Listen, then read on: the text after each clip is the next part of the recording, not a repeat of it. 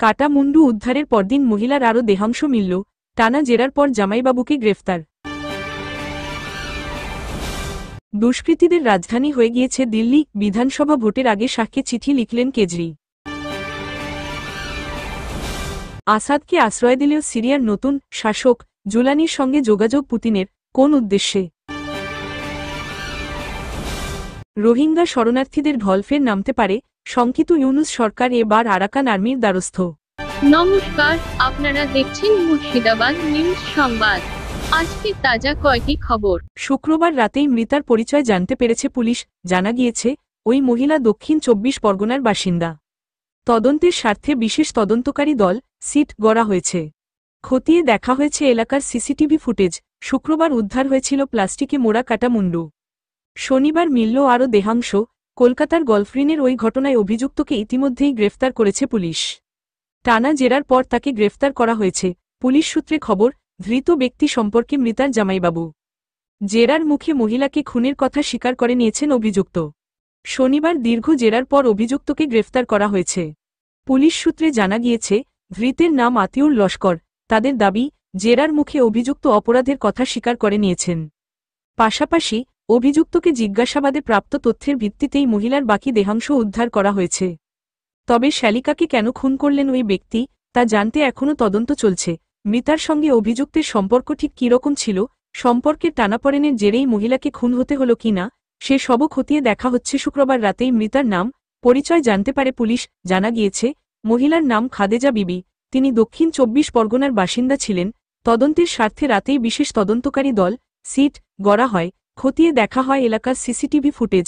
এরপরেই সন্দেহভাজন ওই ব্যক্তিকে আটক করে পুলিশ। শুরু হয় জিজ্ঞাসাবাদ। শুক্রবার সকালে দক্ষিণ কলকাতার গলফরিন এলাকায় একটি বহুতল আবাসনের পিছনে আবর্জনার স্তূপ থেকে ওই মহিলার কাটা মাথা উদ্ধার হয়েছিল। প্লাস্টিকে মুড়ে রাখা ছিল মাথাটি। খবর প্রকাশ্যে আসতেই এলাকায় চাঞ্চল্য ছড়ায়। খবর পেয়ে ঘটনাস্থলে পৌঁছয় পুলিশ। নিয়ে আসা হয় পুলিশের ডগ স্কোয়াড।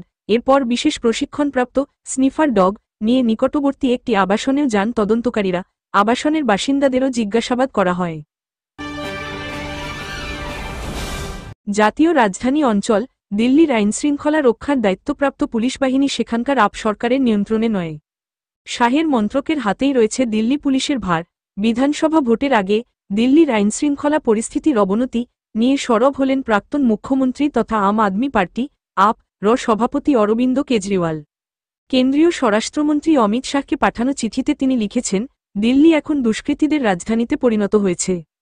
জাতীয় রাজধানী অঞ্চল দিল্লির আইনশৃঙ্খলা রক্ষার দায়িত্বপ্রাপ্ত পুলিশ বাহিনী সেখানকার আপ সরকারের নিয়ন্ত্রণে নয়। শাহের মন্ত্রকের হাতেই রয়েছে দিল্লি পুলিশের ভার। বিধানসভা ভোটের আগে তাই বিষয়টি নিয়ে কেজরি কেন্দ্র তথা বিজেপির উপর চাপ বাড়াতে সক্রিয় হয়েছেন বলে মনে করা হচ্ছে। প্রসঙ্গত, আগামী ফেব্রুয়ারিতে দিল্লিতে বিধানসভা ভোট হতে পারে। সেক্ষেত্রে চলতি মাসেই নির্বাচন কমিশন প্রকাশ করতে পারে ভোট নির্ঘণ্ট। এই আবহে শনিবার কেজরি বলেন, দেশের 19টি বড় শহরের মধ্যে দিল্লিতে মহিলাদের বিরুদ্ধে অপরাধ এবং খুনের সংখ্যা সবচেয়ে বেশি। তোলাবাজ চক্র সক্রিয়। শিক্ষা প্রতিষ্ঠান এবং বিমানবন্দরে বোমার হুমকি, মাদক সংক্রান্ত অপরাধ দিল্লিতে 350 গুণ বেড়েছে। দিল্লির বাসিন্দারা তাদের নিরাপত্তা নিয়ে উদ্বিগ্ন। গত 7ই ডিসেম্বর সকালে দিল্লির সাগদারা এলাকায় প্রাতর্ভ্রমণে বেরিয়ে খুন হয়েছিলেন এক বাসন বিক্রেতা। গুলি করে খুন করা হয়েছিল তাকে। অন্যদিকে সেদিন দুপুরে রাজধানীর গোবিন্দপুরী এলাকায় শৌচাগার পরিষ্কার নিয়ে পক্ষের সংঘর্ষে একজন খুন হন, আহত হন 2 জন। ওই জোড়া মৃত্যুর পরেই শাহের বিরুদ্ধে সুর চড়িয়েছিলেন কেজরি। বলেছিলেন, কেন্দ্রীয় স্বরাষ্ট্রমন্ত্রী এখন ভোট নিয়ে ব্যস্ত, তাই দিল্লি দুষ্কৃতীদের দখলে চলে গিয়েছে। সামরিক পর্যবেক্ষকদের একাংশ মনে করছেন, সিরিয়ায় 2টি সেনাঘাঁটি রক্ষা করতেই নয়া শাসক তাহরির আল শাম HTS এর প্রতি পুতিনের এই নমনীয়তা। সিরিয়ায় বাশার আল আসাদ সরকারের পতন ঘটানো বিদ্রোহী বাহিনীর নেতা আবু মোহাম্মদ আল জুলানির সঙ্গে যোগাযোগ রাখছে রাশিয়া। শুক্রবার এ কথা জানিয়েছেন রুশ প্রেসিডেন্ট ভ্লাদিমির পুতিনের সরকারের উপবিদেশমন্ত্রী মিখাইল বোগদানভ। তিনি বলেন, হায়াত তাহরির আল শাম HTS এর নেতাদের সঙ্গে আমরা যোগাযোগ রাখছি। গত 8ই ডিসেম্বর প্রেসিডেন্ট আসাদ সরকারকে উৎখাত করে সিরিয়ার রাজধানী দামাস্কাস দখল করেছিল বিদ্রোহী গোষ্ঠী HTS এবং তাদের সহযোগী জইশ আল ইজ্জা র যৌথ বাহিনী। দামাস্কাস ছেড়ে সপরিবার রাশিয়া চলে গিয়ে আশ্রয় নিয়েছেন আসাদ। যুদ্ধে জয়ী হলেও বিদ্রোহী জোটের নেতা জুলানি সরাসরি ক্ষমতা হাতে নেননি। ভারপ্রাপ্ত প্রধানমন্ত্রী হিসাবে মোহাম্মদ আল বাশিরকে নিয়োগ করেছেন তিনি। রাশিয়া সহ বেশ কয়েকটি দেশ জানিয়েছে, তারা সিরিয়ার নতুন সরকারের সঙ্গে আলোচনায় বসতে প্রস্তুত। যদিও গৃহযুদ্ধ পর্বে ধারাবাহিকভাবে আসাদের সেনাকে মদত দিয়েছে রাশিয়া। ধারাবাহিকভাবে এইচটিএস যোদ্ধাদের উপর বোমাবর্ষণ করেছে রুশ যুদ্ধবিমান। ব্রিটেন মানবাধিকার পর্যবেক্ষণ সংস্থা Syrian observatory for human rights জানিয়েছে, সিরিয়ার ভূখণ্ডে রাশিয়ার বিমান হামলায় গত 9 বছরে 21,000-এর বেশি মানুষ নিহত হয়েছেন। তাদের মধ্যে 8,700 জন অসামরিক নাগরিক। সামরিক পর্যবেক্ষকদের একাংশ মনে করছেন, সিরিয়ায় 2টি সেনাঘাঁটি রক্ষা করতেই পুতিনের এই নমনীয়তা। প্রসঙ্গত, সিরিয়ার বন্দর শহর তার্তসে রুশ নৌবাহিনীর ঘাঁটি রয়েছে। আর এক বন্দরনগরী লাতাকিয়ার অদূরে রয়েছে রুশ বায়ুসেনার ঘাঁটি। সেটি খোমেইমিম বিমান ঘাঁটি নামে পরিচিত। গত 24 বছর ধরে শাসন চালানোর পরে সিরিয়ায় এখন আসাদের জনপ্রিয়তার তলানিতে। তার সরকারের পতনের পরে দামাস্কাস সহ সিরিয়ার বিভিন্ন অংশে স্বতঃস্ফূর্তভাবে উৎসবে মেতেছে জনতা। এই আবহে পুতিনের অবস্থান বদল আসাদের ভবিষ্যৎ আরও অনিশ্চিত করে তুলবে বলে মনে করা হচ্ছে। ইউনুসের রোহিঙ্গা সংক্রান্ত বিশেষ প্রতিনিধি খলিলুর রহমান শুক্রবার জানিয়েছেন, পরিবর্তিত পরিস্থিতিতে সীমান্ত এলাকার নিয়ন্ত্রক আরাকান আর্মির সঙ্গে যোগাযোগ করার চেষ্টা চালাচ্ছে ঢাকা। এক সপ্তাহের যুদ্ধে মংডু, বুথিডং, পালেতাওয়ার শহর সহ মায়ানমারের রাখাইন প্রদেশের 80% বেশি এলাকা দখল করে নিয়েছে বিদ্রোহী সশস্ত্র গোষ্ঠী আরাকান আর্মি। এই পরিস্থিতিতে সেখানে বসবাসকারী কয়েক লক্ষ রোহিঙ্গা মুসলিমের ভবিষ্যৎ নিয়ে উদ্বিগ্ন মুহাম্মদ ইউনুসের নেতৃত্বাধীন বাংলাদেশের অন্তর্বর্তী সরকার। ইউনুসের রোহিঙ্গা সংক্রান্ত বিশেষ প্রতিনিধি খলিলুর রহমান শুক্রবার জানিয়েছেন, পরিবর্তিত পরিস্থিতিতে সীমান্ত এলাকার নিয়ন্ত্রক আরাকান আর্মির সঙ্গে যোগাযোগ করার চেষ্টা চালাচ্ছে ঢাকা। তিনি বলেন, রাখাইন প্রদেশের 80-85% জায়গা দখল করে নিয়েছে আরাকান আর্মি।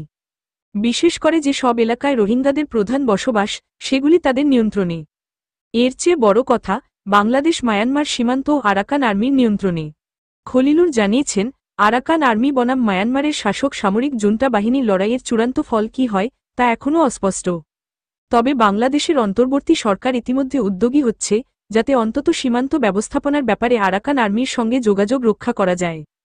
তবে গভীরভাবে বিবেচনা না করে এ বিষয়ে নির্ণায়ক কোনো পদক্ষেপ নেওয়া হবে না বলে জানান তিনি। বিদ্রোহীরা সীমান্ত দখলের পরে বাংলাদেশ সরকার টেকনাফ থেকে সেন্ট মার্টিন দ্বীপে ফেরি চলাচল বন্ধ রেখেছে। ফলে অসুবিধায় পড়েছেন চট্টগ্রাম ডিভিশনের বহু মানুষ। তাৎপর্যপূর্ণভাবে একদা জুন্টার চক্ষুশূল রোহিঙ্গা মুসলিমরা চলতি যুদ্ধ পরিস্থিতিতে সরকারি বাহিনীর সহযোগী হয়েছিল। Arakan Rohingya army, Arakan Rohingya salvation army, ARSA এবং রোহিঙ্গা সলিডারিটি অর্গানাইজেশন আরএসও এর যোদ্ধারা গত 6 মাস ধরে বাংলাদেশ সীমান্তবর্তী এলাকায় জুন্টা ফৌজের সঙ্গে কাঁধে কাঁধ মিলিয়ে বিদ্রোহীদের বিরুদ্ধে লড়েছে। যদিও তাতে শেষরক্ষা হয়নি, এই পরিস্থিতিতে রোহিঙ্গা মুসলিমরা নতুন করে আরাকান আর্মির নিশানা হতে পারেন বলে আশঙ্কা। রাষ্ট্রপুঞ্জের তথ্য বলছে, 2017 অগস্টে মায়ানমারে গোষ্ঠীহিংসা শুরুর পরে 7 লক্ষেরও বেশি রোহিঙ্গা মুসলিম বাংলাদেশে অনুপ্রবেশ করেছেন, যাদের অধিকাংশই রাখাইন প্রদেশের বাসিন্দা। শেখ হাসিনার সরকারের আমলে আন্তর্জাতিক মধ্যস্থতায় ধাপে ধাপে রোহিঙ্গা শরণার্থীদের ফেরত পাঠানোর চুক্তি হলেও জুন্টা সরকার তা ঠিকভাবে মেনে চলেনি বলে অভিযোগ। অন্যদিকে, এখনও মায়ানমারে রয়েছেন কয়েক লক্ষ রোহিঙ্গা। গৃহযুদ্ধের জেরে নতুন করে শরণার্থীর ঢল নামলে বাংলাদেশের অর্থনীতিতে তার প্রভাব পড়ার আশঙ্কা রয়েছে।